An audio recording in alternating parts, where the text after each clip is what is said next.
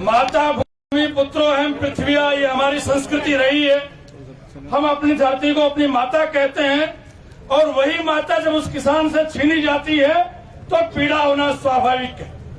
मैं इस प्रशासन को और इस पुलिस को कहना चाहता हूं, यदि आप में घर उजाड़ने की हिम्मत है तो ततैया मधुमक्खियों का घर उजाड़ के बताइए। वो भी जवाब देने की एक छोटा सा प्राणी होने के बाद हिम्मत रखती है, तो एक 6 फुट का 5 फुट का आदमी क्या अपना आक्रोश व्यक्त नहीं करेगा, क्या अपना विरोध प्रकट नहीं करेगा? और जब वो विरोध प्रकट करने के लिए आता है, आक्रोश प्रकट करने के लिए आता है, तो इनसे पहले से कहां से सूचना मिलती है, तत्काल यहां टपक जाती है। सरकारें बदलती रहेंगी, विधायक बदलते रहेंगे, लेकिन आपको तो 60 साल तक राज की सेवा करनी है।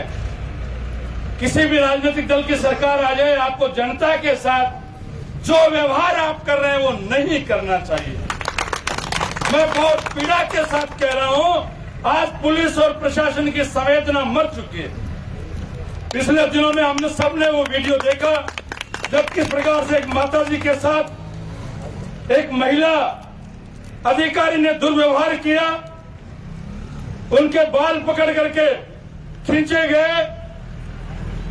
इस प्रकार का दुष्कृत्य एक प्रजातांत्रिक देश में, झुंझुनू जैसे जिले में यदि हो रहा है तो ये एक बहुत बड़ी चुनौती है हम सबको और विशेष रूप से युवाओं को।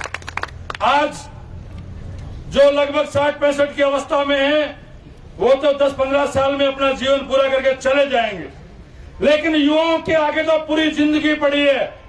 और ये खाली एक श्री सीमेंट नहीं आई है, ऐसी सीमेंट फैक्ट्रियां क्या पता कितनी आने वाली हैं। उन सब का सामना करने के लिए तैयार हो जाइए। और मैं मानता हूं इस श्री सीमेंट कंपनी के आंदोलन में, आंदोलनकारियों में बहुत कुछ सीखा है।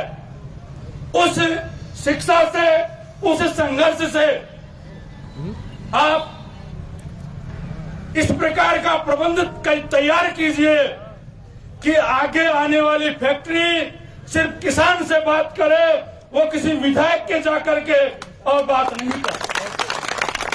जैसा भी राजेश जी कह रहे थे, विधायक जी ने इसमें 2-3 हजार करोड़ का गड़बड़ किया होगा। मैं चर्चा करना चाहूंगा CSR की, कॉरपोरेट सोशल रिस्पांसिबिलिटी। जब कोई भी उद्योगपति अपना उद्योग लगाता है तो केंद्र सरकार का ये नियम है कि उसका एक निश्चित अंश उसे वहां प्रभावित होने वाले क्षेत्र में खर्च करना पड़ता है। यदि हम इस बात पे विचार करें तो आज के दिन इस सीमेंट फैक्ट्री से, जो अभी तो चालू ही नहीं हुई है, प्रोडक्शन शुरू नहीं हुआ है, सबसे अधिक प्रभावित है तो गोठड़ा गांव है। जब गोठड़ा गांव प्रभावित हो, CSR का बजट परशुरामपुरा क्यों जा रहा है, ये विचार का प्रश्न है। अभी कल से चर्चा सामने आ रही है कि 15,000 किट नवगढ़ क्षेत्र में बांटे जा रहे हैं और ऐसा माना जा रहा है कि वो पैसा भी CSR का है। CSR का पैसा प्रभावित होने वाले क्षेत्र पे खर्च होना चाहिए।